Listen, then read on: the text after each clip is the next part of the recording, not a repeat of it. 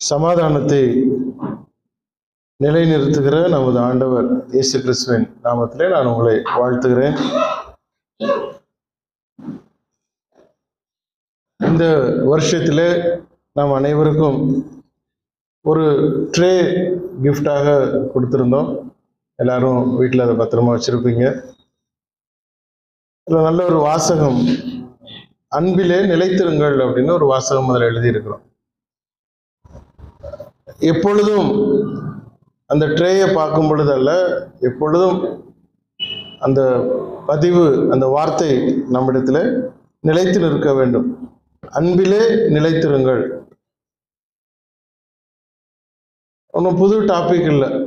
அன்பிலே நிலைத்திருங்கள்ங்கிறது யோசித்து பார்த்தீங்கன்னா தெரியும். 1 கொரிந்தியர் 13வது அதிகாரம் 8வது வசனத்தில் சொல்றாரு, அன்பு ஒரு காலம் ஒழியாது என்று சொல்லுகிறார். அன்பு ஒரு காலம் ஒழியாதுன்னா, தீர்க்க தரிசனங்கள் ஆனாலும் ஒழிந்து போகும், சட்டங்கள் ஒழிந்து போகும், கட்டியிருக்கிற வீடு ஒழிந்து போகும், எல்லாம் ஒழிந்து போகும். ஆனால் அன்பு ஒரு காலம் ஒழியாது என்று வேதாமம் சொல்லுகிறது. தேவன் அன்பாகவே இருக்கிறார் அப்படின்னா அந்த அன்புங்கிறது தேவனை குறிக்கிறது. அன்பிலே நிலைத்திருங்கள் அப்படிங்கிறது தேவனிலே நிலைத்திருங்கள் என்பதை நாம் புரிந்து கொள்ள வேண்டும். இந்த வருஷம் நம்முடைய கருத்தரங்கு ஜூலை 26ஆம் தேதி நடக்கிற அந்த கருத்தரங்களும் அன்பிலே நிலைத்திருங்கள் என்பதுதான் அந்த கருத்தரங்கின் தலைப்பாக இருக்க போகிறது, கருப்பொருள். அதில் 4 ஊழியக்காரர்கள் அதை குறித்து இன்னும் விரிவாக பார்க்க இருக்கிறோம். இதன் அடிப்படையில் இந்த நாளிலே நான் எடுத்திருக்கிற தலைப்பு, குடும்பத்தில் சமாதானம் என்ற தலைப்பிலே உங்களோடு சில நிமிஷங்கள் பேசும்படியாய் வந்திருக்கிறேன். குடும்பத்தில் சமாதானம். தேவன் குடும்பத்தை ஆசீர்வதிக்கிறவர் என்று நம்ம அனைவருக்கும் தெரியும். ஆனால் குடும்பத்திலே சமாதானம் இருக்கிறதா என்று நம்மிடத்திலே கேட்டால், எத்தனை ஆண்களுக்கு அல்லது எத்தனை மனைவிமார்களுக்கு தைரியமாக சொல்ல முடியும், ஆம் என்னுடைய குடும்பம் சமாதானமா இருக்கிறது என்று சொல்ல முடியுமான ஒரு சவால். யாரை பார்த்தாலும், எப்ப பார்த்தாலும், எங்கு இருந்தாலும் ஒரு சங்கடங்களை தான் ஏதாவது நாம் வெளியே கொண்டு வந்தே இருக்கிறோம். எப்பொழுதும் ஒரு சங்கடங்கள், காலையில் எழுந்ததிலிருந்து இரவு வரைக்கும் சங்கடங்கள், பிரச்சனைகள், கசப்புகள், அதைத்தான் எப்பொழுதும் நாம் குடும்பத்தை குறித்து பேசுகிறதிலே, சொந்த குடும்பத்தை குறித்து பேசுகிறதிலே முற்பட்டு கொண்டிருக்கிறோமே ஒழிய, மற்றவர்கள் குடும்பத்தை குறித்து பேசும் பொழுது நம்மிடத்துல இல்லாதவர்களை நாம் எடுத்து சொல்கிறோம். அவன் பாரு எப்படி இருக்கிறான், அங்க எப்படி இருக்கிறாங்க பாரு, சரி நாம எப்படி இருக்கிறோம். அதுதான் குடும்பத்திலே சமாதானம். இந்த எத்தனை ஆண்களுக்கு, எத்தனை கணவர்மார்களுக்கு தைரியமாக சொல்ல முடியும் என் குடும்பம் சமாதானமா இருக்கிறது? வீட்டுக்கே போறதில்லை நிறைய பேர்.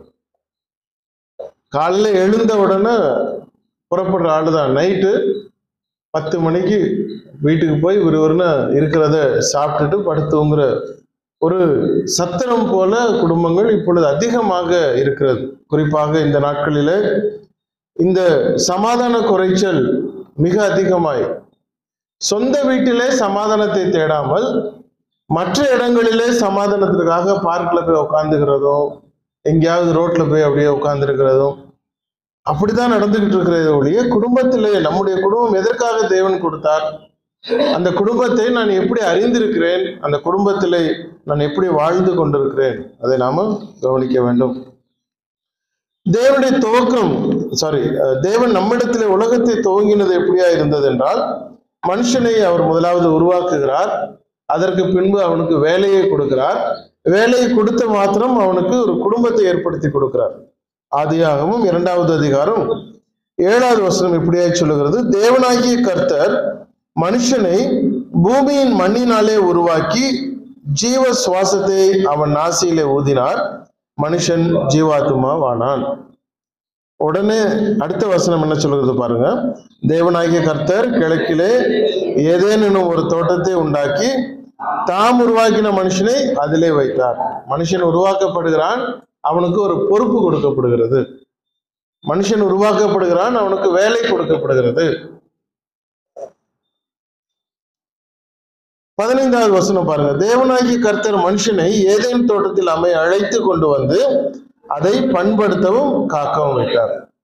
இந்த சீக்வன்ஸை கவனிங்க. மனுஷனை அவர் உருவாக்குகிறார், ஒரு வேலையை ஏற்படுத்துகிறார். வேலையை ஏற்படுத்துறதற்கு பின்பு அவனுக்கு நடந்த அடுத்த சம்பவம் என்ன என்றால், அங்கு அவனுக்கு ஒரு குடும்பம் உருவாக்கப்படுகிறது. 18வது வசனம். பின்பு தேவனாகிய கர்த்தர் மனுஷன் தனிமையாய் இருப்பது நல்லதல்ல, ஏற்ற துணையை அவனுக்கு உண்டாக்குவேன் என்றார். அப்போ ஒரு மனுஷன் உருவாக்கப்படுறான், நேரடியா அவனுக்கு குடும்பம் ஏற்படுத்தப்படவில்லை. உருவாக்கப்பட்டதுக்கு பின்பு அவன் கை தொழில் செய்வதற்காக தொழிலை தேவன் அவனுக்கு ஏற்படுத்தி கொடுக்கிறார். தொழில் ஏற்படுத்தி கொடுத்ததற்கு பின்பு அவனுக்கு அந்த குடும்பம் உருவாக்கப்பட்டு கொடுக்கப்படுகிறது. இப்ப தேவனுடைய நோக்கம், திட்டம் என்னவா இருக்கிறது என்றால், குடும்பத்தை அவர் கவனிக்கிறவர், குடும்பத்தை அவர் ஆசீர்வதிக்கிறவர். அதனாலதான் எல்லா இடங்களிலும் இந்த குடும்பம் என்று வந்ததுக்கு பின்பு அதன் முக்கியத்துவம் அங்கு கூடுகிறது. இயேசு கிறிஸ்துவனுடைய இந்த உலகத்தின் ஊழியம் எங்கு துவங்கினது? யோவான் 2வது அதிகாரம் 2வது வசனம். இயேசு கிறிஸ்துவும் அவருடைய சீஷர்களும் அந்த கல்யாண விருந்திற்கு அழைக்கப்பட்டார்கள். கானா ஊரிலே அங்கு அவர்கள் அழைக்கப்படுகிறார். அந்த இடத்துல ஒரு குறைவு ஏற்படுகிறது. அந்த குறைவை அவர் விசாரித்து அதை நிவர்த்தி ஆக்குகிறார், அதை நிறைவேற்றுகிறார். அவருடைய ஊழியமும் குடும்பத்திலே துவங்குகிறது. தேவனுடைய துவக்கம் மனுஷன் தேவனுடைய சமூகத்திலிருந்து அவர் துவங்கும் பொழுது எப்படி துவங்குகிறார்? குடும்பத்தை துவங்குகிறார். இயேசு கிறிஸ்துவானவர் இந்த பூமியில வந்த பொழுது அவருடைய ஊழியம் குடும்பத்திலே துவங்குகிறது. எதற்கு அவர் அழைக்கப்பட்டார்? கல்யாண விருந்துக்கு அழைக்கப்பட்டாரு. எதுக்கு அழைக்கிறாங்க? வந்து சாப்பிட்டு போங்க அப்படின்னு அழைக்கிறோம். எதுக்கு அழைக்கிறோம்? அவங்க வந்தா நல்லா இருங்க அப்படின்னு ஆசீர்வதிக்கிறதுக்காக. ஒரு திருமண விருந்துன்னா எல்லாரும் போய் கார்டு கொடுத்து வாங்க வாங்க வாங்க அப்படின்னு அழைக்கிறது காரணம் என்ன? அவர்கள் வந்து எங்க வாழ்த்திட்டு போங்க, நல்லா இருங்க, சுகமாயிருங்க, நீ நாசமா போ அப்படின்னு சொல்லுவாங்க, வாழ்த்துவதற்காக. அப்ப இயேசு கிறிஸ்துவும் அந்த இடத்துல அழைக்கப்பட்டார். அந்த குடும்பத்தை ஆசீர்வதிப்பதற்காக, கணவன் மனைவி ஆசீர்வதிப்பதற்காக தேவன் அந்த இயேசு கிறிஸ்து அங்கு அழைக்கப்படுகிறார். அவர் வந்து அந்த இடத்துலதான் அவருடைய ஊழியத்தை துவங்குகிறார். முதலாவது அவருடைய ஊழியம் திருமண பந்தத்திலே மனுஷனும் மனுஷியும் இணைக்கப்படுகிற இடத்திலே அவர் துவங்குகிறார். அதாவது குடும்பத்தை ஆசீர்வதிப்பதற்காக தேவன் எப்பொழுதும் பிரியமா இருக்கிறார் என்பதை நினைவிலே நாம் வைத்துக் கொள்ள வேண்டும். Family has to be peaceful. சமாதானமாக குடும்பம் இருக்க வேண்டும். சங்கீதம் 128:3, உன் மனைவி உன் வீட்டோரங்களில் கனிதரும் திராட்சை கொடியை போல் இருப்பாள், உன் பிள்ளைகள் உன் பந்தியை சுற்றிலும் ஒலிவமர கன்றுகளைப் போல இருப்பார்கள். நம்ம அடிக்கடி அது வளருவார்கள் அப்படின்னு சொல்லி பழகியிருப்போம். இருப்பார்கள். எக்ஸ்பெக்டேஷனே அதுதான். உன் மனைவி உன் வீட்டோரங்களில் திராட்சை கொடியை போல் இருப்பாள் அப்படின்னா வீட்டோரங்கள்ல தான் சுத்திக்கிட்டு இருக்கணும் அப்படின்னு அல்ல. உன்னுடைய மனைவி உன் வீட்டு ஓரங்களில் அப்படின்னா இன் ஆல் த பவுண்டரிஸ், வீட்டை சுற்றிலும் அவளுடைய அந்த பிரசன்னம், அவளுடைய ஆதிக்கம், அவளுடைய பொறுப்பு, த என்டையர் பவுண்டரி முழுவதும், வீட்டுக்கு உள்ள வீட்டுக்கு வெளியே அந்த வீட்டை சுற்றிலும் திராட்சை கொடி போல் இருப்பாள் அப்படின்னா மற்றவர்களுக்கு அது பிரயோஜனமாக இருக்கிறது. திராட்சை கொடி எப்படி இருக்கிறது? ஏன் திராட்சை கொடி காம்பவுண்ட் வாலிலே ஏற்றப்பட வேண்டும்? இஸ்ரேல் தேசத்துல நீங்க நெட்ல எல்லாம் பார்க்கலாம். அங்க மாதுளை பழங்கள், திராட்சை கொடிகள், இது ரெண்டுமே வழக்கமாக காம்பவுண்ட் வாலில அவர்கள் விட்டு வைத்திருக்கிறார்கள். அந்த கொடி படர்ந்து வீடு முழுவதும் அது செழிப்பை கொடுக்கிறது. உட்புறமும் வெளிப்புறமும் திராட்சை கொலைகள் அது காய்த்து பழுத்து தொங்கும் பொழுது வீட்டிலே உள்ளவர்களுக்கும் வீட்டின் சார்பாக வளர்ந்து காம்பவுண்ட் வாலிலே படர்ந்திருக்கிற அந்த திராட்சை கொடிகளும் பழங்களும் வெளியே போகிறவர்களுக்கும் அது பயன்பட்டு கொண்டிருக்கிறது. அப்படின்னா வீட்டுக்காக அந்த வழியே வந்தவர்கள், நம் வீட்டை பார்ப்பதற்காக அங்கு நின்று கொண்டிருக்கிறவர்கள் அதனுடைய பலனை அனுபவிக்க வேண்டும். வீட்டின் பலனை, வீட்டிலே இருக்கக்கூடிய மனைவியினுடைய அந்த ஒரு ஆதரவை, அரவணைப்பை, தேவையை அவர்கள் மற்றவர்கள் வருகிறவர்கள் அதை அனுபவிக்க வேண்டிய இடத்துல அதை சொல்லப்படுகிறது. இப்போ மனைவி வீட்டுக்கு எப்படி இருக்கிறாங்க?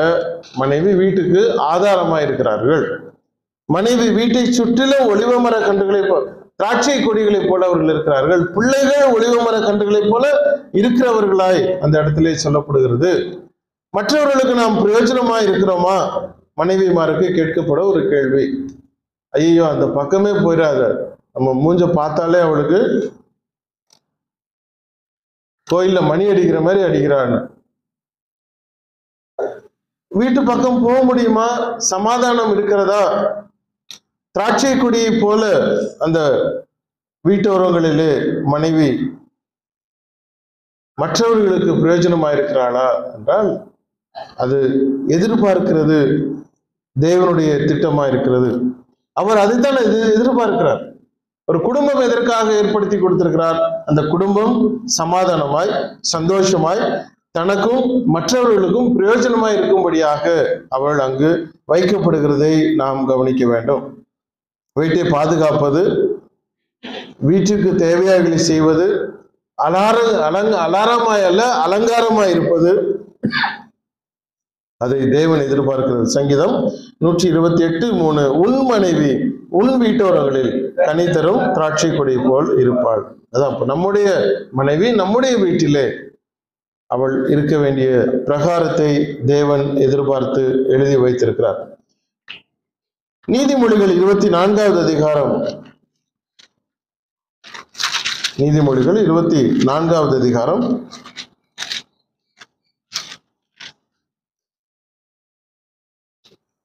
3வது வசனம், வீடு ஞானத்தினாலே கட்டப்படும், விவேகத்தினாலே நிலைநிறுத்தப்படும். ஞானத்தினாலே கட்டப்படும். நிறைய பேருக்கு தெரியும் ஞானம்னா என்ன அப்படின்னு. ஞானத்தினாலே வீடு கட்டப்படுகிறது, செங்கலினாலே அல்ல.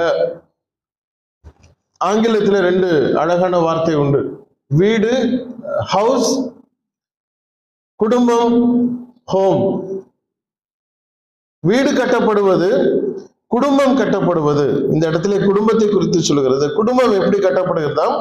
ஞானத்தினாலே கட்டப்படுகிறது. கணவனும் மனைவியும் சேர்ந்து இந்த வீட்டை நான் இப்படி பண்ணணும், இந்த வீட்டுல இது இங்க இருக்கணும், சேர் இங்க இருக்கணும், சோஃபா இங்க இருக்கணும், இந்த இடத்துல வரவேற்பறை இருக்கணும், நம்ம பிள்ளை இந்த ஸ்கூல்ல படிக்கணும், நீ இந்த வேலைக்கு போ, நான் இந்த இடத்துல இருக்கிறேன். வீட்டை நாம் ஞானத்தினாலே கட்டுகிறோம். அந்த கணவனும் மனைவியும் சேர்ந்து வீடு எப்படி கட்டப்பட வேண்டும், அவர்கள் அதை யோசித்து யோசித்து யோசித்து அதை திறம்பட கரெக்டாக அதை செயல்படுத்தி வணைத்து கொண்டிருக்கிறார்கள். ஆனால் அது பத்தாது.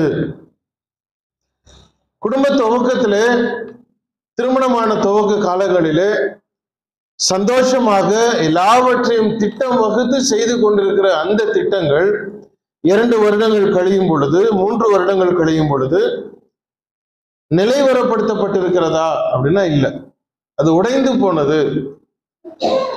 பக்கத்து வீட்டுக்காரன் நியாயப்படுத்துறான், எதிர் வீட்டுக்காரன் நமக்கு அதை சமாதானப்படுத்த வேண்டிய இடத்துல இருக்கு. சுற்று வீட்டுக்காரர்கள் அத்தனை பேரும் முயற்சி தோல்வி அடைந்து போனால் போலீஸ்காரங்க கோர்ட்டு அதை நிலைவரப்படுத்த வேண்டிய இடத்துல இருக்கிறது. காரணம் என்ன?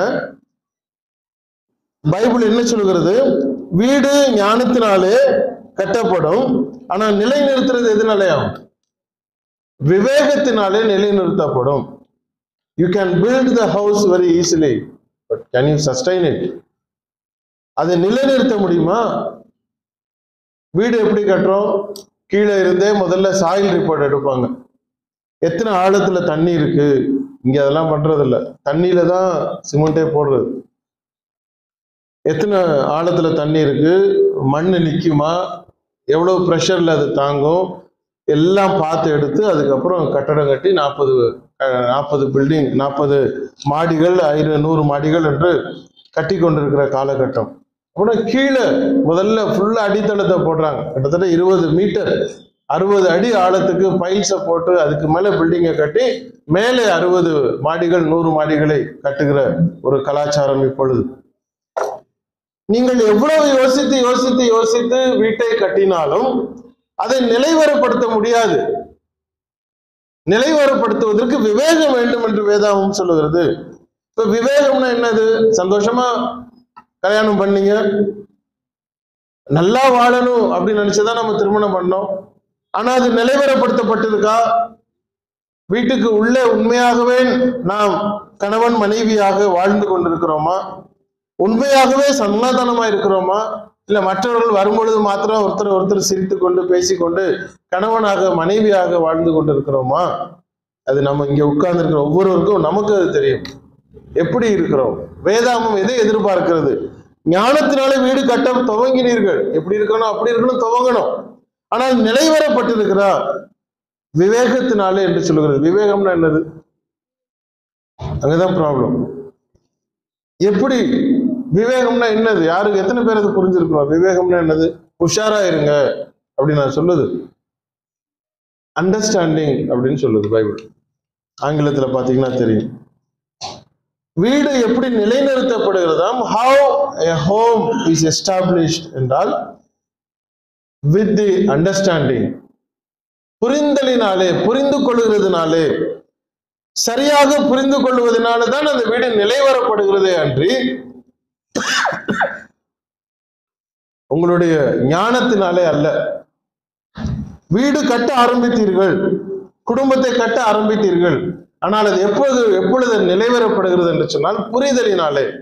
மனைவியை குறித்த புரிதல் கணவனுக்கு, கணவனை குறித்த புரிதல் மனைவிக்கு, அது இரண்டும் ஒருவரை ஒருவர் புரிந்து கொண்டால் அன்றி அந்த வீடு நிலைவரப்படாது. 2ஆக 3ஆக சுக்குநூறாக உடைந்து போகும். கணவனுக்கு என்ன பிடிக்கும்? மனைவி அறிந்திருக்க வேண்டும். மனைவிக்கு என்ன பிடிக்கும்? கணவனுக்கு அறிந்திருக்க வேண்டும். அதே நேரத்துல என்ன பிடிக்காது என்பதையும் அறிந்திருக்க வேண்டியது அவசியம். நம்ம எப்பொழுதும் என்ன பிடிக்கும், உனக்கு என்ன கலர் பிடிக்கும், ஒயிட் பிடிக்குமா, கருப்பு பிடிக்குமா, ப்ளூ பிடிக்குமா, பிடிக்கிறதெல்லாம் நம்ம தெரிந்து வைத்துக் கொண்டிருக்கிறோம். ஆனால் பிடிக்காதது எது என்பதை தெரிந்து கொண்டிருக்கிறோமா? ஏன்னா அதுதான் நம்ம பர்டிகுலராக ஐடென்டிஃபை பண்ணி சுட்டி காண்பித்து கோபத்தை வரவழைத்து எந்நேரமும் ஃபுல் டென்ஷன்ல நம்ம வச்சுக்கிறதுல திறமைசாலிகள். எப்ப பாரு வீடு ஒரு பரபரப்பா இருந்துட்டு இருக்கும். வீட்டுக்கு போனா ஒரு சமாதானமா படுக்கலாமா? முடியல.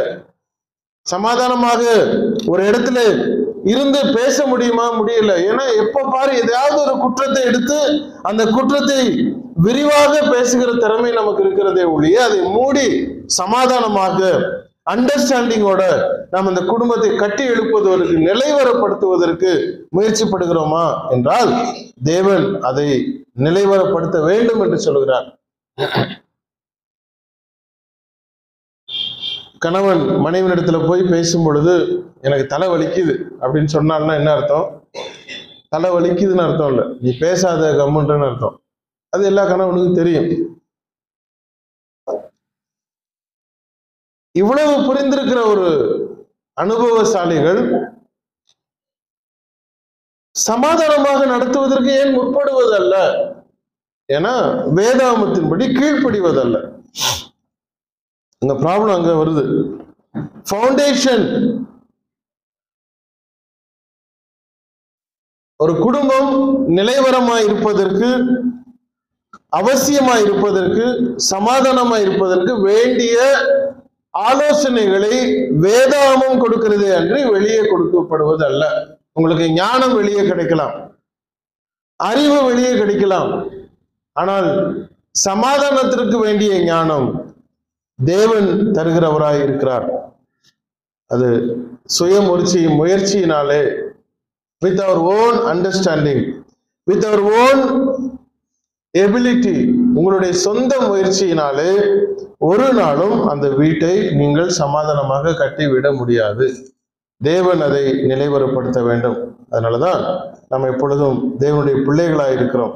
இன்றைக்கு மிக அதிகமாக பயம் குறைந்து விட்டது, கீழ்ப்படிதல் குறைந்து விட்டது, விட்டு கொடுத்தல் குறைந்து விட்டது, பொறுமை குறைந்து விட்டது.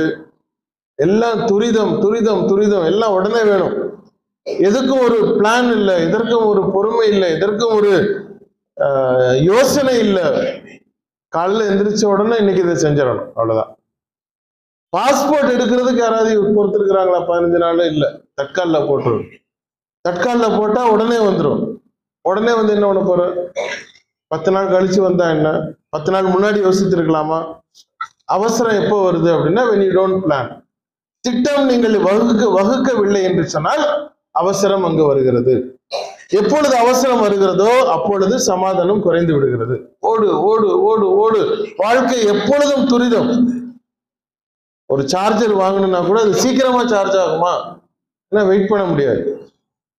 இது 1 மணி நேரம் சார்ஜ் ஆகும், இது 10 நிமிஷத்துல சார்ஜ் ஆயிரும் அப்படின்னு 2 பொருள் கொடுத்தா நம்ம எதை எடுப்போம்? 10 நிமிஷத்துல இருக்கிறத சார்ஜ் பண்ண எடுத்துடுவோம். அது 3 நிமிஷத்துல சார்ஜ் ஆகி படார்னு வெடிச்சிடும். ஏன் அப்படின்னா அதுக்கப்புறம் சொல்லுவான், இது ஓவர் வாட்டேஜ், ரொம்ப கூடுதலா போட்டீங்க, உங்க போனுக்கு 5 வாட்டு தான் கொடுக்கணும், நீங்க 15 வாட்டு வாங்கினீங்க அப்படின்னு அப்புறம் ஆஸ்பத்திரியில டாக்டர் கண்டுபிடிச்சு சொல்லுவார். அந்த பொறுமை வாழ்க்கையில இல்லாதது நிமித்தமாய், அவசரம் உள்ளே வந்தது நிமித்தமாய், துரித வாழ்க்கை வந்ததுனாலே எல்லாவற்றையும் வேகம் வேகம் வேகம் உடனே எல்லாத்தையும் செஞ்சிடணும் அப்படின்னு நினைச்சோம்னா வாழ்க்கை அங்கு நாசமாக போய்விடுகிறது. அடித்தளம், குடும்பத்தின் அடித்தளம். எபேசியர் புத்தகம் 4வது அதிகாரத்தை திருப்பிக் கொள்ளுங்கள். ரொம்ப அழகா அந்த இடத்துல நாம் அதை பார்க்க முடியும். எபேசியர் 4வது அதிகாரம் முதல்ல இருந்து நான் வாசிக்கிறேன்.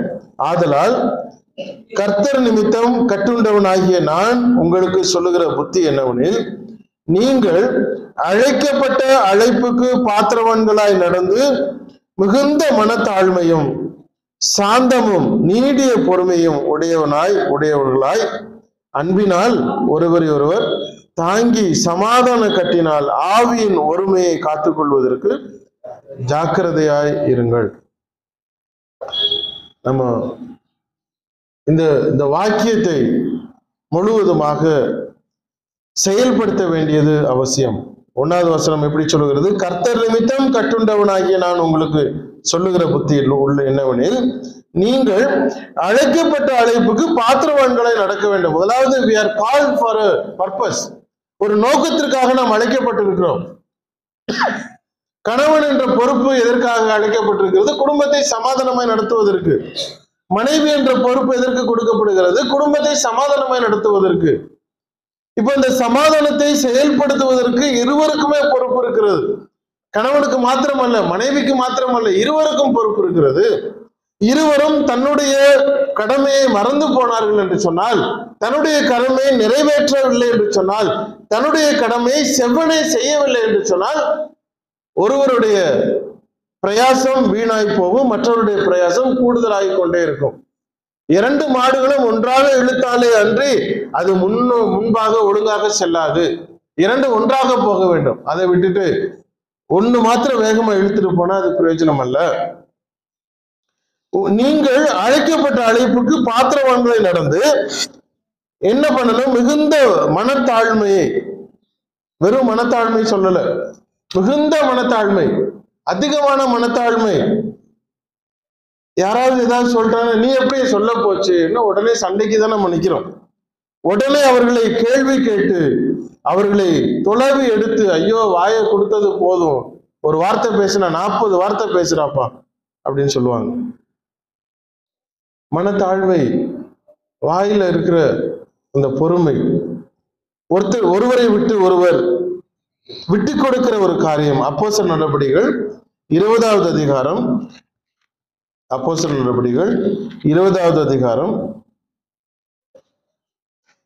19, வெகு மனத்தாழ்மையோடும் மிகுந்த கண்ணீரோடும் யூதருடைய தீமையான யோசனைகளால் எனக்கு நேரிட்ட சோதனைகளோடும் நான் கர்த்தரை சேவித்தேன். எப்படி சேவித்தார்? மிகுந்த வெகு மனத்தாழ்மையோடும் மிகுந்த கண்ணீரோடும் யூதருடைய தீமையான யோசனைகளால் எனக்கு நேரிட்ட சோதனைகளோடும் நான் கர்த்தரை சேவித்தேன். ஏன் இன்னைக்கு வரல அப்படின்னா, ரொம்ப கஷ்டமா இருந்துச்சு பிரதர், எனக்கு மனசெல்லாம் சரியில்லை, நான் இன்னைக்கு வரல, எனக்கு ரொம்ப பிரச்சனை, உங்களுக்கு தெரியாது வீட்டில் நான் என்ன பிரச்சனை சந்திக்கிறேன், அதனால நான் இன்னைக்கு வரல அப்படின்னு சொல்லுவாங்க. ஆனா இங்க என்ன சொல்கிறார்? நான் மிகுந்த வெகு மனத்தாழ்மையோடும் மிகுந்த கண்ணீரோடும் யூதருடைய தீமையான யோசனைகளால் எனக்கு நேரிட்ட சோதனைகளோடும் நான் கர்த்தரை சேவித்தேன். ஐ சர்வ் தி லார்ட். நான் வேலைகளை செய்கிறேன், அவரை நான் சேவிக்கிறேன், நான் என்ன செய்யணும் எல்லாவற்றையும் அவருக்காக செய்கிறேன். ஆனால் நான் எப்படி இருக்கிறேன்? நான் கஷ்டத்தோடு இருக்கிறேன், மிகுந்த கண்ணீரோடு நான் இருக்கிறேன், எனக்கு எல்லா தீமைதான் நடந்து கொண்டிருக்கிறது. நல்லா இருக்கும் பொழுது இங்க வர்றது ஒரு பக்கம், தீமையா இருக்கும் பொழுது கட்டாயம் இங்க வரணும். ஏன்னா தேவன் நம்முடைய தவறுகளை அவர் சுட்டி காண்பிக்கும் பொழுது அதை சரி செய்து கொள்வதற்கு நாம் முற்பட வேண்டும். ஒருத்தர் கேட்டாரு, நான் முன்னாடி நான் பாவியா இருந்தேன், அந்த வாக்கியத்தை பாருங்க, நான் முன்னாடி பாவியா இருந்தேன், அதுக்கப்புறம் நான் சபையில சேர்ந்து வசனத்தெல்லாம் கேட்டு நான் மனம் திரும்பி நான் பாவ மன்னிப்புக்குன்னு ஞானஸ்நானம் எடுத்துட்டேன். இப்போ நான் கிறிஸ்தவனா இருக்கிறேன். ஆனா ஒவ்வொரு முறையும் நான் ஒரு பாவத்தை திரும்ப திரும்ப செய்து கொண்டுதான் இருக்கிறேன். கர்த்தருடைய பந்தி எடுக்கும் பொழுது நான் பாவ மன்னிப்பு கேட்டுட்டு நான் எடுத்துக்கிறேன், அது சரியா அப்படின்னு கேட்டார். நான் அப்ப அவருக்கு பதில் சொன்னேன், இல்ல, தவறு, தெரியாமல் செய்து விட்டீர்கள் ஒரு காரியத்தைனா சரி, ஓகே. ஆனா மீண்டும் மீண்டும் தெரிந்தும் அதை செய்யும் பொழுது அது மன்னிக்கப்படுவதல்ல, அது தண்டிக்கப்படுகிற ஒரு காரியம், தண்டனைக்கு உரியது, தண்டிக்கப்பட வேண்டியது. ஒரு காரியத்தை தெரிந்து தெரிந்து அதை மீண்டும் மீண்டும் பாவம் செய்கிறதா இருந்தால் நாம் தவறு செய்கிறவர்கள். அதை தேவன் ஒரு பொழுதும், நீதிமொழிகள் அழகா சொல்றாரு, ஒருவன் அறிக்கை செய்து அதை விட்டு விட்டால் இரக்கம் பெறுவான், இல்லைன்னா அவனுக்கு இரக்கம் கிடையாது. தெரியாமல் செய்கிறதை தேவன் மன்னிக்கிறார். தேவன் என்று தெரியாமல் நீங்கள் ஒரு பாவத்தை செய்த காலத்திலே அதை நீங்கள் மன்னிப்பு கேட்கும் பொழுது அதை அவர் மன்னிக்கிறார். ஆனால் தெரிந்ததுக்கு அப்புறம் நான் இல்ல, உன் பாவங்களை நீ அறிக்கையிட்டால் எல்லா பாவத்தை நீக்கி அவர் அதை மன்னிக்கிறதுக்கு உண்மையும் நீதி உள்ளவராக இருக்கிறார் அப்படின்னு சொல்லிட்டு பாவத்தை செய்து திரும்ப பாவ மன்னிப்பு கேட்டு தேவன் மன்னிப்பார் அப்படின்னா அங்க போனதுக்கு அப்புறம் தான் தெரியும் என்ன கணக்கு அப்படின்னு. தெரிந்த பாவத்தை, தெரிந்தும் செய்கிற பாவத்தை தேவன் மன்னிக்கிறவர் அல்ல. அது நிச்சயமாக தண்டனைக்கு உட்பட்ட ஒரு காரியமா இருக்கிறது. நாம் ஒரு நாளும் ஒரு காரியம் சுட்டி காட்டப்படும் பொழுது, அது தவறு என்று சொன்ன பொழுது, தவறு என்று அறிந்து கொண்ட பொழுது மீண்டும் அதை செய்ய முற்படக்கூடாது. குடும்பம் சீரழிவதற்கு அது ஒரு முக்கிய காரணமா இருக்கிறது. கணவனுக்கு இது பிடிக்கவில்லை என்று கணவன் தன்னுடைய மனைவியினிடத்திலே ஒரு காரியத்தை செயல்படுத்தின பொழுது, தெரியப்படுத்திய பொழுது, சொல்லிய பொழுது அந்த மனைவியானவள் மீண்டும் மீண்டும் அதையே செய்து கொண்டிருந்தால் கணவனுக்கு கோபம் வரத்தானே செய்யும். மனைவிக்கு இது பிடிக்கவில்லை என்று அவள் தன்னுடைய கணவனிடத்திலே சொல்லி காண்பித்ததற்கு பின்பும் மீண்டும் மீண்டும் கணவன் அதையே செய்து கொண்டிருந்தால் மனைவிக்கு கோபம் வரத்தானே செய்யும். திரும்பவும் திரும்பவும் அதையே நான் செய்து கொண்டே இருந்தால்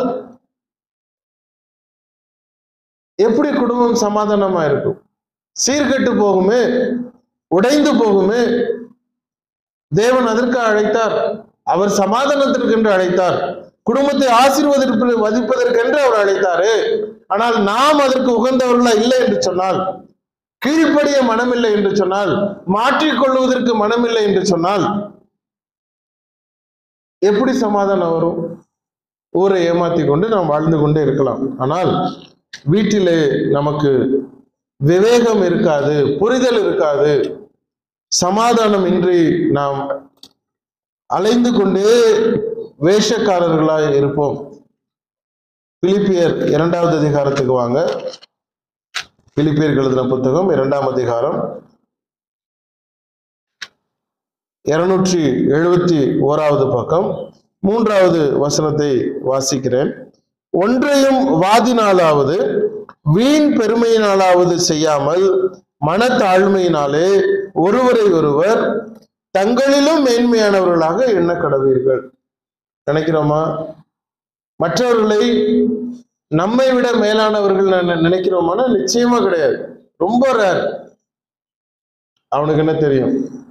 நான் பார்த்து வளர்ந்தவன், அவன் அடி முட்டாள், அறிவு இல்லை அவனுக்கு, நான் சொல்லி கொடுத்தேன் அவனுக்கு அப்படின்னு தான் நம்ம சொல்லுவோமே ஒழிய மற்றவர்களை மேலானவர்களாக ஒரு நாளும் நினைப்பதற்கு நம்முடைய மனம் சொல்லிக் கொடுப்பதே இல்லை. சுப்பீரியாரிட்டி தான் எப்பொழுதும் இருக்கிறது. நான் உயர்ந்தவன், நான் வளர்ந்தவன், எனக்கு தெரியும், நான் இத்தனை வருஷம் வெளிநாட்டில் வேலை பார்த்திருக்கிறேன், இத்தனை காரியங்களை நான் கற்றிருக்கிறேன், எனக்கு கம்ப்யூட்டர் தெரியும், வரலாறு தெரியும், அறிவியல் தெரியும், எல்லாம் தெரியும். மற்றவர்களை மதிக்க தெரியாது. வேதாகமத்திலே மற்றவர்களை மதிக்கும் பொழுதுதான் நமக்கு சமாதானம் என்று தெளிவாய் சொல்லும் பொழுது, மனைவியை கணவன் மதிக்கவும் கணவனை மனைவி மதிக்கவும் அறிந்து கொண்டால் அந்த குடும்பத்திலே சமாதானம் நிலைத்து நிற்கும். ஒன்றையும் வாதினாலாவது வீண் பெருமையினாலாவது செய்யாமல் மனத்தாழ்மையினாலே ஒருவரை ஒருவர் தங்களிலும் மேன்மையானவர்களாக எண்ண கடவீர்கள். என்னை விட அவளுக்கு நிறைய தெரியும், என்னை விட அவள் பொறுமைசாலி, என்னை விட அவர் பொறுமைசாலி, என்னை விட அவர் திறமையா இருக்கிறார், என்னை விட அவர் நிறைய காரியங்களை செய்கிறவர், ஐயோ என்னால அது முடியாது, அவங்களாலதான் முடியும் சொல்ல முடியுதா? மனைவி ஒரு கணவனை பார்த்து மேன்மையாக பேசுகிற ஒரு 5 காரியத்தை விரல் விட்டு சொல்லுங்க பார்ப்போம். மேன்மையாய் என் கணவன் இதிலே அருமையானவர், இதிலே அருமையானவர், இது நல்லா செய்வாரு. ஒரு 5 பாயிண்ட், 10 பாயிண்ட் இல்லை, 5 பாயிண்ட டக்குன்னு சொல்ல முடியுமானா நிச்சயமா முடியாது. ஏதாவது ஒண்ணு சொல்லுவாங்க உடனே, அதுக்கப்புறம் மறந்துடும். மறக்கிறதுல தெரியாது. ஏன்னா அவர்கிட்ட என்ன நல்லது இருக்குன்னு யோசிக்கிறதே தெரியாது, நமக்கு தெரியாது. we don't know அவர்கிட்ட என்ன நல்லது இருக்கு. கணவன்கிட்ட கேட்டீங்கன்னா 2 பாயிண்ட் சொல்லுவாங்க. நல்லா சமைப்பா, ரொம்ப பொறுமைசாலி, அப்புறம் அவ்வளவுதான், வராது, பாயிண்ட் தெரியாது. எப்படி ஒருவரை ஒருவர் புரிந்து வைத்திருக்கிறோம். ஒருவருக்கு ஒருவர் புரிதல் இல்லை என்று சொன்னால் வீட்டிலே எப்படி குடும்பம் நடத்த முடியும்? ஓ இந்த பாயிண்டா அப்படின்னு அதுக்கப்புறம் தான் மனைவி எடுத்து சொன்னதுக்கு அப்புறம் கணவனுக்கு ஆமா ஆமா அப்படின்னு தோணும். ஏன்னா கவனிக்கிறது இல்லை. வீடு சுத்தமா இருக்கு, நேரத்துக்கு சாப்பாடு வருது, துணி உங்க கபோர்ட்ல ரெடியா இருக்கு, ஸ்கூலுக்கு பசங்க ஒழுங்கா போய்கிட்டு இருக்கிறாங்க, வீட்டுல பொருள் எல்லாம் கரெக்டா இருக்கு. இதெல்லாம் யாரு பண்றா? அதுக்கு என்னைக்காவது ஒரு நல்ல வார்த்தை மனைவியை பார்த்து பேசியிருக்கிறீங்களா? கணவன் உழைக்கிறாரு, வெளியே அவருக்கு என்ன பிரச்சனையோ, எப்படி குடும்பத்தை சமாளிக்கிறாரு, கடனை எப்படி நிறைவேற்றுகிறார், எப்படி இந்த தேவைகள் எல்லாம் அவருக்கு வருது, இதெல்லாம் எங்க இருந்து வருது, எப்படி சமாளிக்கிறாரு, அவருக்கு என்ன பிரச்சனை, என்னைக்காவது மனைவி அந்த கணவனை பார்த்து பேசி இருக்கிறோமா? ஒரு ஆணாக இருக்கிறனால நான் அதை தைரியமா சொல்ல முடியும். மனைவி ஒரு ஆணுடைய கரத்தை பிடித்து கொண்டு சமாதானமா இருந்தா போதும், கணவன் எல்லா வேலையும் பார்த்துருவான். வேற ஒன்றும் அவனுக்கு தேவையில்லை. நீங்க சம்பாதிச்சு கொடுக்க வேண்டாம், நீங்க உங்க நகையை கரட்டி கொடுக்க வேண்டாம். கணவனுடைய கையை பிடிச்சிட்டு சரியா போயிடும், பரவாயில்ல இருங்க நான் கூட இருக்கிறேன் அப்படின்னு அது 1 வார்த்தை போதும். அவன் போய் எல்லாத்தையும் பெரட்டி எல்லா வேலையும் பார்த்துட்டு வந்துடுவான். அந்த ஒரு இணக்கம் தான் நாம மிஸ் பண்றோம். விட்டு கொடுப்பதில்லை, இறங்கி போவதில்லை, ஏற்றுக்கொள்வதில்லை. அந்த ஒரு பந்தம் இல்லை அப்படின்னு சொன்னா குடும்பம் சமாதானத்தை இழந்து போகும். கொலோசியருக்கு எழுதின புத்தகம் 3வது அதிகாரத்துக்கு வாங்க.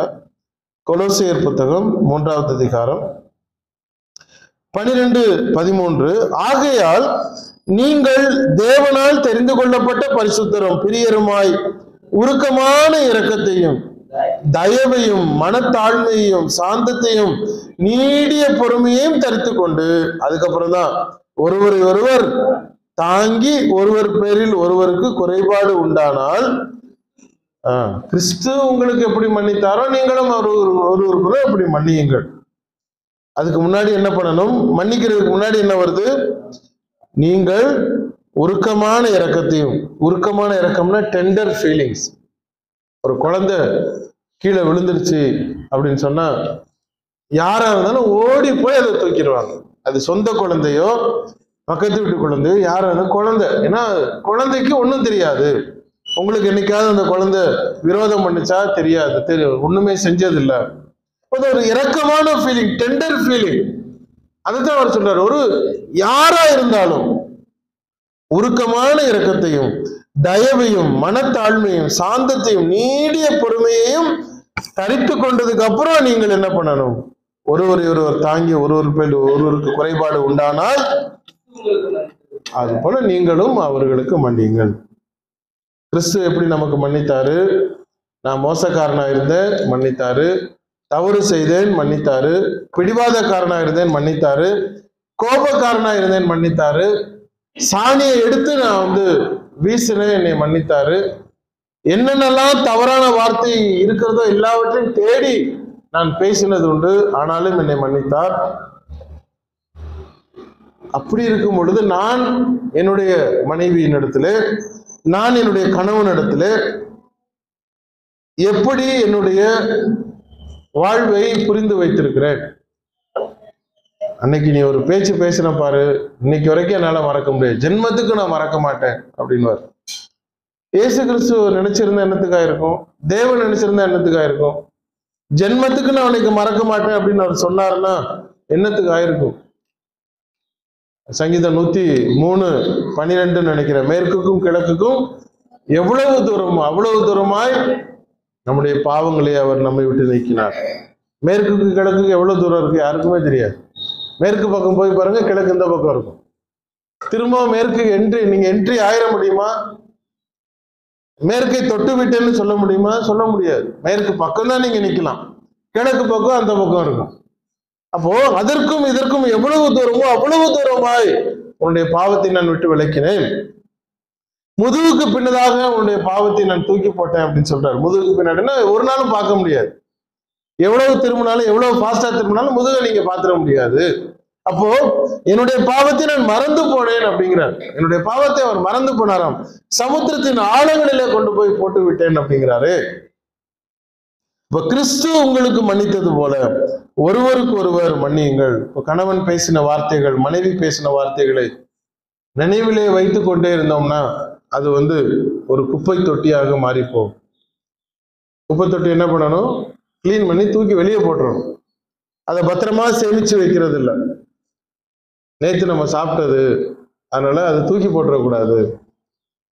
இதுதான் எங்களுக்கு ஆகாரம். நேற்று நான் ரொம்ப பசியில இருந்தேன், மயக்கத்துல இருந்தேன், அந்த ஆகாரம் சாப்பிட்டதுனால மிச்சம் இருக்கு, தூக்கி போட்டுறக்கூடாதுன்னு சொல்லி அதை பத்திரமா பாதுகாத்து வந்தா அது நாரிப்போம்.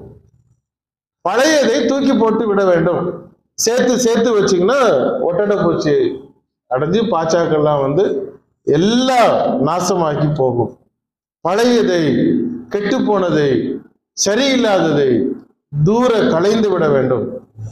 வீட்டுக்குள்ள குப்பை தொட்டியை வச்சுக்கிட்டே இருந்தீங்கன்னா வீடு நாற்றமா தான் இருக்கும். இப்போ பழையவைகளை, பேசப்பட்டவைகளையும், தவறான காரியங்களையும், நடந்த கசப்புகளையும் நான் நினைத்து நினைத்து நினைத்து வைத்துக் கொண்டே இருந்தால் அது நிமித்தமாக என்னுடைய வீடுதான் நாசமாய் போய்விடுகிறது, என்னுடைய வாழ்க்கை நாசமாய் போய்விடுகிறது. எத்தனை தடவை ஐயோ நான் தப்பா பேசிட்டேன், தெரியாம பேசிட்டேன், நான் மன்னிச்சிருங்க அப்படின்னு கேட்டிருப்பாங்க வாயை திறந்து. அதை மன்னிச்சிருக்கிறோமா? அந்த நேரம் சரி சரி பரவாயில்ல போ அப்படின்னு ஒதுக்கிறவுமே ஒழிய, ஆனா அது மனசுல இருக்கும். நான் மாத்திரம் பழைய மனுஷனா இருந்திருந்தா என்ன பண்ணிருப்பேன் தெரியுமா அப்படின்வாங்க. அது ஏற்கனவே பழைய மனுஷன் உள்ளத்தானே இருக்கான். அதனால தானே பழைய மனுஷன் யாருன்னு தெரியுது, ஞாபகம் இருக்கு. பழைய மனுஷன் உள்ளுக்குள்ள ஞாபகம் இருக்கிறதுனால தான் அடிக்கடி அது வெளியே காட்டுறது. அப்ப மன்னிப்பாங்க இல்லை. மன்னிப்பு இருக்கணும், இல்லைன்னா நம்முடைய மன்னிப்பே சவாலாகி போய்விடுகிறது. எபேசியர் 4வது அதிகாரத்துக்கு திரும்ப வாங்க. எபேசியர் 4வது அதிகாரம் 2வது வசனம், மிகுந்த மனத்தாழ்மையும் சாந்தமும் நீடிய பொறுமையையும். அந்த சாந்தம் அப்படிங்கிறது என்ன அப்படின்னா, சும்மா அப்படியே உட்காந்து கண்ணு காதெல்லாம் மூடிட்டு இருக்கிறது இல்லை, அதெல்லாம் சாந்தம். அது டம்ப்னஸ். சாந்தம் அப்படின்னா, உங்களை டார்ச்சர் பண்ற பொழுது, உங்களை தூண்டிவிடப்படும் பொழுது, உங்களை சமாதானமா இருக்கிறதா நினைத்து கொண்டிருக்கும் பொழுது நறுக்குன்னு தலையில ஒரு கொட்டு கொட்டுவாங்க பாருங்க. அந்த நேரம் வாயில வர்ற வார்த்தை இருக்கு,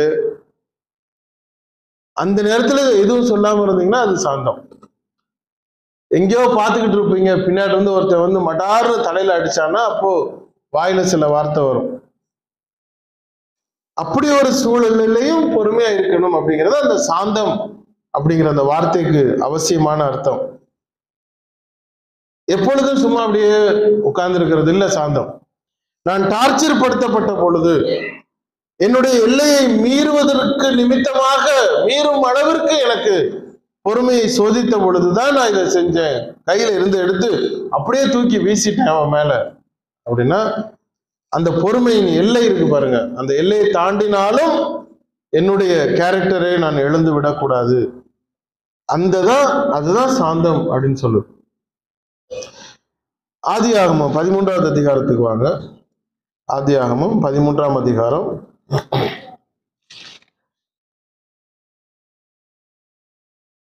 ஆதியாகமம் 13:8, ஆபிராம் லோத்தை நோக்கி, எனக்கும் உனக்கும் என் மெய்ப்பருக்கும் உன் மெய்ப்பருக்கும் வாக்குவாதம் வேண்டாம்.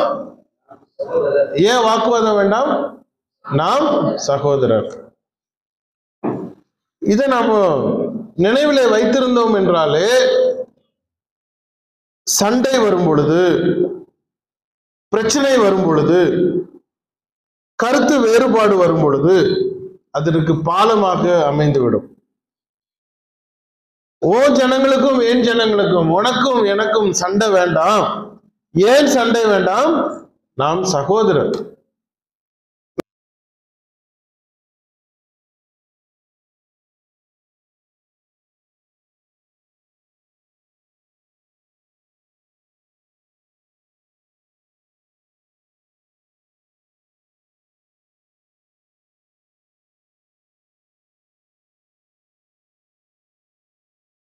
கணவனும் மனைவியுமா இருக்கிறோம், நீயும் நானும் பந்தத்தில் இருக்கிறோம். அப்பேற்பட்ட ஒரு உறவு நமக்குள்ள இருக்கிறதுனால நாம் பழையவைகளை மறந்து போக வேண்டும் வேண்டாம். Because we are family. நான் ஒரு குடும்பத்திலே நாம் இருக்கிறோம், நீயும் நானும் சகோதரர்கள். அதனால சண்டை வேண்டாம் அப்படிங்கிற எப்படி லோத்தும் ஆபிரகாமும் பேசிக்கொண்டார்களோ, குடும்பத்திற்குள்ளே சண்டை வந்த பொழுது, பிரச்சனைகள் வரும் பொழுது பந்தத்தை நாம் நினைவில் கொள்ள வேண்டும். நாம் யார்? நாம் கணவன் மனைவி. அதனால போயிட்டு போகுது, விடு, பரவாயில்ல. என்னுடைய நோக்கம் என்ன? சமாதானமாய் வாழ வேண்டும். அழைக்கப்பட்டது எதற்கு? சமாதானமாய் வாழ்வதற்கு. அப்படி என்று சொன்னால், நாம் கணவனாய் இருக்கிறது, கணவன் மனைவியாய் இருக்கிறதுனாலே அதெல்லாம் மறந்துடும். ஏன்னா இதுதான் முக்கியம். நாம் சகோதரர், அதனால பிரச்சனை வேண்டாம். நீயும் நானும் கணவன் மனைவி, அதனால பிரச்சனை வேண்டாம். பேசினதா பரவாயில்ல, கோபமா பரவாயில்ல, மறந்துட்டியா பரவாயில்ல, 4 தடவை சொன்ன செய்யல பரவாயில்ல, 1000 தடவை சொன்னாலும் உனக்கு புரியல பரவாயில்ல. ஏன்னா நாம் கணவன் மனைவி. அந்த பந்தம் என்றைக்கும் நினைவிலே இருந்ததுன்னு சொன்னால் ஒரு நாளும் பிரச்சனை வராது. நம்ம கால் நீட்டி போட்டு உட்கார்ந்து இருக்கிறோம், குழந்தை 3 வயசு குழந்தை, அப்பதான் நடக்கிற குழந்தை நடந்து போகுது. உங்க காலை தட்டி உங்க மேல விரல்ல விழுந்துருச்சு, நறுக்குன்னு விரல் நேரம் இப்படிப்பட்டு நசுங்கி இருக்கு. தலை உங்க விரல்ல பட்டுருச்சுன்னு வச்சுக்கோங்க, சுண்டு விரல்ல பட்டுருச்சு தலை, பயங்கர வேதனை. அந்த நேரம் என்ன பண்ணுவீங்க? குழந்தைய சத்தம் போடுவீங்களா? உடனே அந்த காலால் அந்த குழந்தை எட்டி உதச்சிருவீங்களா? ஒண்ணுமே பண்ண மாட்டீங்க. ஏன்னா உடனடியாக உங்களுக்கு எது ஞாபகம் வந்ததுன்னா, அது என்னுடைய குழந்தை, சின்ன குழந்தை. எனக்கு எவ்வளவு வேதனையை அந்த குழந்தை ஏற்படுத்தி கொடுத்தாலும் நான் அதை தாங்கி கொண்டு ஆக வேண்டும். ஏனென்றால் அது என்னுடைய குழந்தை. அது தெரியாமல் செய்து விட்டது, தெரிந்து செய்து விட்டது. சில நேரம் குழந்தைங்க ஒரு பெரிய கம்பு எடுத்து மடார்னு நம்மளை அடிச்சிருவாங்க, தலையில் அடிப்பாங்க. தெரியாது அவங்களுக்கு. கோபத்தில் நம்ம திரும்பினாலும் அது குழந்தை தெரியாம அடிச்சிருச்சு, தெரிஞ்சு அடிச்சிருச்சு அப்படின்னாலும் பேசாம பொறுத்துக்கிட்டு இருப்போம். ஏன்னா அது நம்முடைய குழந்தை. அதுதான் அவர் சொல்றாரு, உனக்கோ எனக்கோ உன் மெய்ப்பருக்கோ என் மெய்ப்பருக்கோ சண்டை வேண்டாம். ஏனென்றால் நாம் சகோதரர். வாக்குவாதம் வேண்டாம். ஏனென்றால் நாம் சகோதரராக இருக்கிறோம். அந்த பந்தத்தை நாம் நினைவிலே வைத்திருந்தோம் என்றால் ஒரு நாளும் நமக்குள்ளே வீட்டிலே சண்டை நிலைத்திராது, வாக்குவாதம் நிலைத்திராது. பிரச்சனைகளை நான் வளர்த்தி கொள்ள மாட்டேன். எனக்கு போதும், பரவாயில்லை, எனக்கு கொடுத்த தேவன் இந்த குடும்பத்தை நான் ஆசீர்வாதமாய் நடத்த வேண்டும், அதுதான் என்னுடைய பொறுப்பாக இருக்கிறது. பந்தம் எனக்கு இருந்தால், பந்தம் நினைவிலே இருந்தால் பிரச்சனைகளை நான் ஒரு நாளும் கேரி ஓவர் பண்ண மாட்டேன். ஏனென்றால் நாம் சகோதரர். அதுதான் இந்த சாந்தம். இந்த சாந்தம் வரும் பொழுது, when you being tortured beyond your limitation, உங்களுடைய எல்லையை தாண்டி ஒருவர் உங்களை சோதிக்கிறார் என்று சொன்னால், அப்போ நீங்க பொறுமையை காத்துக் கொள்கிறது தான் அந்த இடத்துல சாந்தம் என்று சொல்கிறது. இந்த சாந்தத்தை கைவிடாமல் இருந்தோம் என்றால் எப்பொழுதும் இதை நினைவில் வைத்துக் கொள்ளுங்கள். ஆதியாகமம் 13:8, உனக்கும் எனக்கும் உன் மெய்ப்பருக்கும் என் மெய்ப்பருக்கும் வாக்குவாதம் வேண்டாம், நாம் சகோதரர். மனைவி திட்டும் பொழுது, கணவன் திட்டும் பொழுது, வீட்டில் பிரச்சனை வந்த பொழுது முதல்ல சொல்லுங்க, பரவாயில்ல, நீ நானும் கணவன் மனைவி விட்டு போயிட்டு போகுது, வேண்டாம், அதை பத்தி நம்ம சிந்திக்க வேண்டாம், விடு. ஒரு புதிய சாப்டர் துவங்குவோம். கல்யாணம் ஆன பொழுது எவ்வளவு சந்தோஷமா இருந்தோம், அந்த சந்தோஷத்துக்கு திரும்ப வருவோம். நடுவில் எல்லாம் மறந்துடுங்க. மறக்க முடியுமா? முடியாது. ஆனா அது மூடிடுங்க. ஆழத்துல போகட்டும், சமுத்திரத்தின் ஆழத்துல போட்டும், முதுகுக்கு பின்னதாக போகட்டும், மேற்குக்கும் கிழக்குக்கும் உள்ள தூரமாக அது போகட்டும். அப்போ குடும்பம் சமாதானமா இருக்கும். கசப்புகளை நினைத்து நினைத்து நினைத்து வீட்டுக்குள்ள அழுக்கு மூட்டையை சேர்த்து சேர்த்து வச்சிருந்தீங்க அப்படின்னா, சிலர்லாம் இந்த டெலிஃபோன் மெசேஜில் பாருங்க, 4 வருஷத்துக்கு முன்னாடி இந்த வாட்ஸ்அப்பை இன்னும் எடுத்து காட்டுவாங்க. வச்சிருக்கிறது இருக்கட்டும், டெலிட் பண்ண மறந்துருப்பீங்க, நான் எடுத்து காட்டுவாங்க. உடனே இந்த பாரு, இத்தனாம் தேதி இத்தனை மணிக்கு இதை பேசியிருக்க பத்தியா, அப்படியே வச்சிருக்கிறேன். குடும்பம் ஒரு குடும்பம். என்னைக்கும் அது கசப்பு இருந்துகிட்டே இருக்குன்னா எந்நேரமும் அது உங்களை சமாதானமா இருக்க விடாது. எனக்கு 3000-4000 மெசேஜ் ஒரு நாளைக்கு வருது. அதனால எப்படியோ டெய்லி நான் அதை எடுத்துருவேன், டெலிட் பண்ணிடுவேன். என்னுடைய ஆக்ஷன், எனக்கு யாராவது கேட்டாங்க, அதுக்கு பதில் கொடுத்துட்டேன் அப்படின்னா உடனே டெலிட் பண்ணிடுவேன், வச்சுக்கவே மாட்டேன். அது பல நேரங்கள் எனக்கு அது அவசியப்பட்டாலும் என்னுடைய வேலை முடிஞ்சிருச்சு, நான் டெலிட் பண்ணிடுவேன். ஒரு ரீஸ்டார்ட் பண்ணுங்க லைஃப். பழச கசப்பானவர்களை, மோசமானவர்களை மறந்து அதை தூக்கி எறியுங்கள், வைத்துக்காதீங்க. வீட்டில் லெட்டர் வச்சிருப்பாங்க, இதெல்லாம் அப்போ எழுதுன என்ன மோசமா எழுதுனா தெரியுமா, பத்திரமா வச்சிருக்கிறேன் எல்லாத்தையும், என்னைக்காவது தேவைப்படும், வரட்டும், நான் இன்னைக்கு வச்சுக்கிறேன்னா அது வரைக்கும் நாமும் வாழ மாட்டோம்.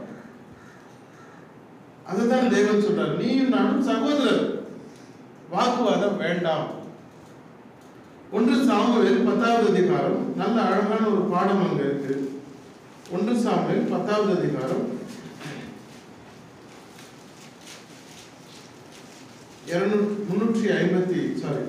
பேஜ் நம்பர் 352, 10வது அதிகாரம் 27வது வசனம் பாருங்க. ஆனாலும் பேலியாளின் மக்கள் இவனா நம்மை ரட்சிக்க போகிறவன் என்று சொல்லி அவனுக்கு காணிக்கை கொண்டு வராமல் அவனை அசட்டை பண்ணினார்கள். அவர் என்ன பண்ணாரு? அவனும் காது கேடாதவன் போல இருந்தார். பாட்டு கம்மன்றார். இந்த பக்கம் போன காலையில் ஒரு ஸ்தோத்திரம் கூட சொல்லல. என்னைய பார்த்தான், நல்லா என்னை கவனிச்சான். ஆனா அவன் எனக்கு விஷ் பண்ணவே இல்லை அப்படின்னு. சரி, நீங்க பாத்தீங்கல்ல, நீங்க விஷ் பண்ணலாம்ல, அவங்க உங்களுக்கு விஷ் பண்ணல, நீங்க விஷ் பண்ணிருக்கலாமே. என்ன அழகான பாடம் பாருங்க. பேலியாளின் மக்கள் இவனா நம்மை ரட்சிக்க போகிறான் என்று சொல்லி அவனுக்கு காணிக்கை கொண்டு வராமல் அவனை அசட்டை பண்ணினார்கள். அவனோ கண்டுக்கவே இல்லை. உனக்கு இஷ்டம்னா நீ வா, இல்லைன்னா போ, நான் என் வேலையை நான் பார்த்துட்டு இருக்கேன். ஏனென்றால் நான் ராஜா. சவுல் அதை சொன்னார். Being a king, it is my responsibility to take care of you. நான் ஒரு கணவன், என்னுடைய குடும்பத்தை கவனிக்க வேண்டியது என்னுடைய பொறுப்பு. நான் மனைவி, என்னுடைய குடும்பத்தை கவனிக்க வேண்டியது என்னுடைய பொறுப்பு. அப்போ என்னுடைய கணவனை நான் கவனிக்க வேண்டும், என்னுடைய மனைவியை நான் கவனிக்க வேண்டும். இது எங்களுடைய பொறுப்பு. நாம் கணவன் மனைவி. அதான் நம்ம குடும்பத்திலே சமாதானம் அங்கு வருகிறது. இயேசு கிறிஸ்துவை குறித்து தீர்க்க தரிசனமாய் சொல்லப்பட்ட ஏசாயா தீர்க்கதரிசியின் புஸ்தகம் 42வது அதிகாரம் முதல் 4 வசனங்கள் இப்படியே சொல்கிறது. இதோ நான் ஆதரிக்கிற என் தாசன், நான் தெரிந்து கொண்டவரும் என் ஆத்துமாவுக்கு பிரியமானவரும் இவரே, என் ஆவியை அவர் மேல் அமரப்படினேன். அவர் புறஜாதிகளுக்கு நியாயத்தை வெளிப்படுத்துவார். அவர் கூக்குரல் இடவும் மாட்டார். தம்முடைய சத்தத்தை உயர்த்தவும் அதை வீதியிலே கேட்கப்படவும் மாட்டார். அவர் நெறிந்த நாணலை உரியாமலும் மங்கி எறிகிற திரியை அணையாமலும் நியாயத்தை உண்மையாக வெளிப்படுத்துவார். அவர் நியாயத்தை பூமியிலே நிலைப்படுத்தும் மட்டும் இணக்கரிப்பதும் இல்லை, பதறுவதும் இல்லை. அவருடைய வேதத்துக்கு தீவுகள் காத்திருக்கும் என்று சொல்கிறார். அவர் கூக்குரல் இடவும் மாட்டார். தம்முடைய சத்தத்தை உயர்த்தவும் அதை வீதியிலே கேட்கவும் மாட்டார். குடும்பம் சமாதானமா இருக்கா இல்லையானா பக்கத்து வீட்டுக்காரனுக்கு தெரியும். ஏன் அப்படின்னா நைட்டு தூங்குறதுக்குள்ளார இந்த ஸ்டோரி ஃபுல்லா அவங்க உட்கார்ந்து எழுதிக்கிட்டு இருப்பாங்க. அவ்வளவு சவுண்டு வீட்டுல. ஆனா இயேசு கிறிஸ்து எப்படிப்பட்டவரா? வெளியே கேட்காத அளவுக்கு அமைதியானவர் என்று ஏசாயாவில் அவரை குறித்து சொல்கிறது. 2 கொரிந்தியர் 11:2 சொல்கிறது இயேசு கிறிஸ்து மணவாளன். அதாவது ஒரு கணவனாக அவர் அமைதியை காக்கிறவர், கூக்குரல் இடாதவர், பொறுமையானவர், நீடிய பொறுமைசாலி, நீடிய சாந்தம் உள்ளவர், மிகுந்த தயவு உள்ளவர். ஒரு கணவனாக எப்படி நடந்து கொள்ள வேண்டும் என்று நமக்கு வேதாகமம் போதிக்கிற ஒரு பகுதி. நீதிமொழிகள் புத்தகத்துக்கு திரும்பிக் கொள்ளுங்கள். 26வது அதிகாரம், நீதிமொழிகள் 26 17வது வசனம். வழியே போகையில் தனக்கடாத வழக்கில் தலையிடுகிறவன் நாயை காதை பிடித்து இழுக்கிறவனை போல இருக்கிறான். சும்மா போய்கிட்டு இருக்கும் பொழுது, சமாதானமா இருக்கும் பொழுது, do not pervert others.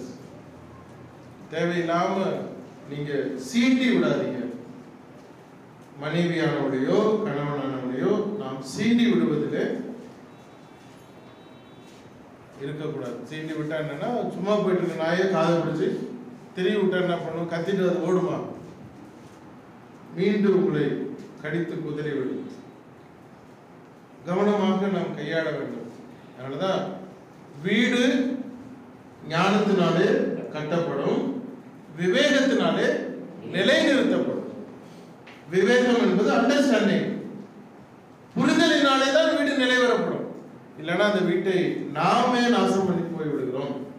1 பேதுரு 3வது அதிகாரம் 7வது வசனத்திலே சொல்கிறார், கணவன்மார்களே மனைவியை நீங்கள் அன்போடு நடத்த வேண்டும். 1 பேதுரு 3:7. அந்தபடி புருஷர்களே மனைவியானவள் பலவீன பாண்டமாய் இருக்கிறபடினால் உங்கள் ஜெபங்களுக்கு தடையிராதபடிக்கு நீங்கள் விவேகத்தோடு அவர்களுடனே வாழ்ந்து உங்களுடனே கூட அவர்களும் நித்திய ஜீவனாகிய கிருபையை சுதந்திரித்துக் கொள்கிறவர்களாகியால் அவர்களுக்கு செய்ய வேண்டிய கனத்தை செய்யுங்கள். இதை பார்த்தோன்னா கணவன்மார்களுக்கு ஒரு சுப்பீரியாரிட்டி இருக்கிறது, ஒரு மேன்மை தன்மை இருக்கிறது. ஒரு போன வருஷம் குடும்பத்தில் கிறிஸ்தவம் அப்படிங்கிற தொடர் செய்தி ஒவ்வொரு சனிக்கிழமையும் யூடியூப் வழியாக நேரடியாக நேரடியாக நான் பேசிக் கொண்டிருந்தேன். அதுல ஒரு தலைப்பு இது, பலவீன பாண்டம் அப்படிங்கிறது. இந்த வருஷம் நாம குடும்பத்தில் கிறிஸ்தவம் அல்ல, இந்த வருஷம் எடுத்திருக்கிற தலைப்பு இயேசு கிறிஸ்துவின் அடிச்சுவடுகள் என்ற தலைப்பிலே ஒவ்வொரு வாரமும் பேசிக் கொண்டிருக்கிறோம்.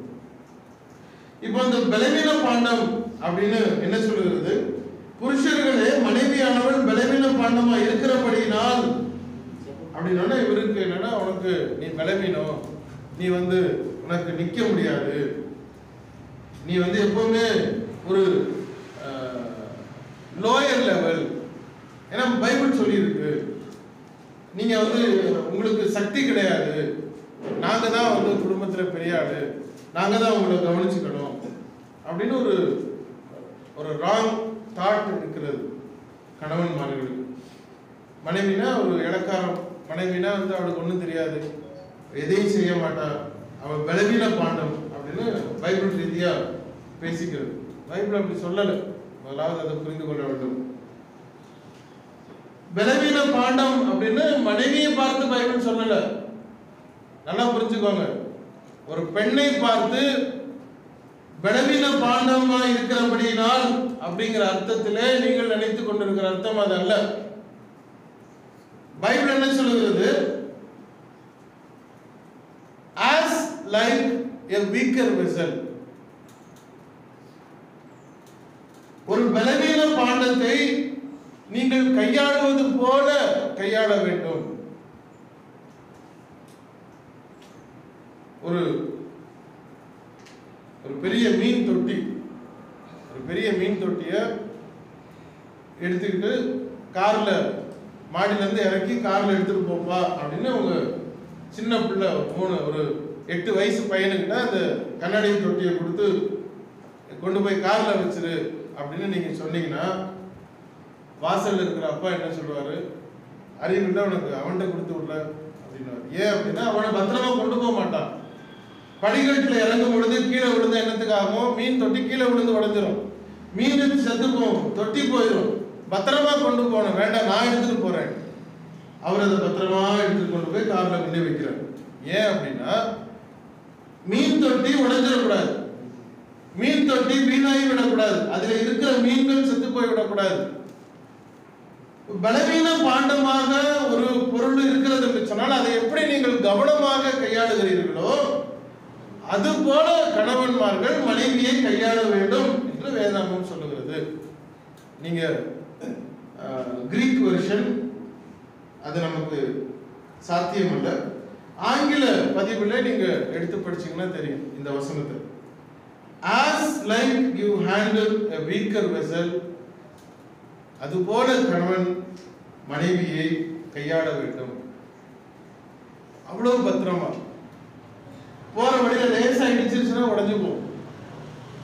நீங்க கொஞ்சம் தவறுதலா கையாள விட்டுட்டீங்கன்னா நாசமாயிருவீங்க. அல்டிமேட்டா உங்களுக்கு தான் லாஸ்.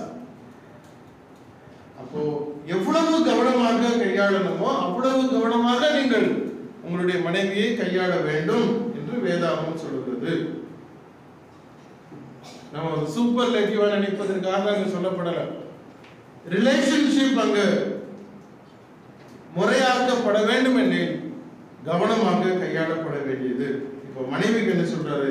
எபேசியர் 5வது அதிகாரத்துக்கு வாங்க. எபேசியர் 5வது அதிகாரம் 22 மனைவிகளே கர்த்தருக்கு கீழ்ப்படுகிறது போல, எவ்வளவு அழகா அதை ஃபர்ஸ்ட் அங்க கோட் பண்றாரு பாருங்க. கர்த்தருக்கு கீழ்ப்படுகிறது போல உங்கள் சொந்த புருஷருக்கு கீழ்ப்படுங்கள். ஞாயிற்றுக்கிழமை ஆனா புருஷன் வந்தாலும் சரி வராட்டியும் சரி நான் முன்னாடி போயிடுவேன் அப்படின்னு மனைவிமார் சபைக்கு தொழுகைக்கு உள்ளே பறந்து ஒடியாடுறாங்க இல்லையா? அது எதுக்குன்னா கர்த்தருக்கு கீழ்ப்படுகிறார்களாம். கர்த்தருக்கு கீழ்ப்படுகிறதுனாலே மனைவிமார் ஞாயிற்றுக்கிழமை ஆனதும் கணவன் விழுந்து படுத்து கொண்டிருந்தாலும் சரி அவனை டிஸ்டர்ப் பண்ண வேண்டாம். நைட்டு லேட்டா வந்தாரு, அவர் தூங்கிட்டு இருக்கிறாரு, இல்ல ஒரு சர்ச்சுக்குள்ள வரமாட்டாரு, இவரை நம்ம கூப்பிட்டு பிரயோஜனம் இல்லை, ஆனா நான் பயப்படுறேன், நான் போயிடுறேன் அப்படின்னு புறப்பட்டு வர்றாங்க இல்லையா? அது போல கணவனுக்கு கீழ்ப்படியணும் அப்படிங்கிறார். அப்படின்னா தலையை சரிப்படுத்தணும். தலை சீரா இருந்தால் எல்லாமே சீரா இருக்கும். என்ன சொல்ல வரேன்னு புரியுதா? மனைவி மாத்திரம் அல்ல, கணவனும் சத்தியத்துக்குள்ளே கொண்டு வர வேண்டியது மனைவியினுடைய பொறுப்பா இருக்கிறது. கர்த்தருக்கு கீழ்ப்படுகிறது போல உங்கள் சொந்த புருஷருக்கு கீழ்ப்படியுங்கள். வசனம் சொல்லி இருக்கு, நான் இப்படி நடந்துக்கிறேன் அப்படின்னு சொல்லி மனைவிமார் எவ்வளவு பயபக்தியா இருக்கிறீர்களோ, அது போல கணவன் சொல்லிட்டாரு அப்படின்னு அவருக்கு கீழ்ப்படிந்து நடக்கணுமா? உனக்கு என்ன தெரியும் அப்படின்னு அல்ல, அப்படி சொல்ல முடியாது.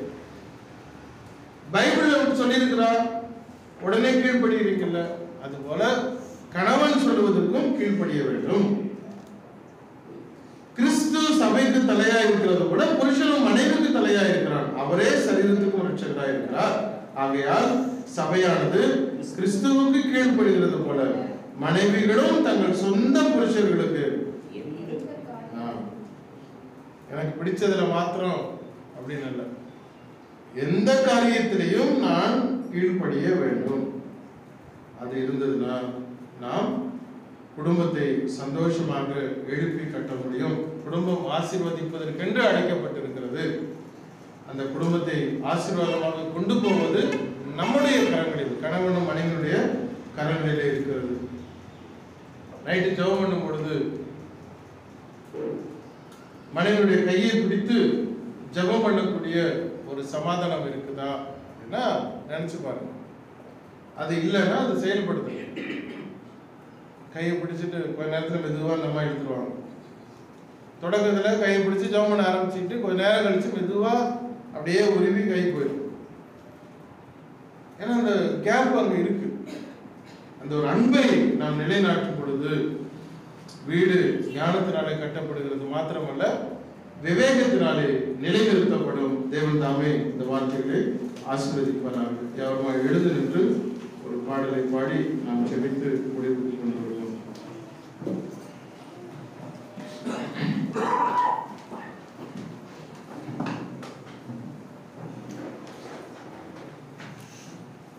ஏழை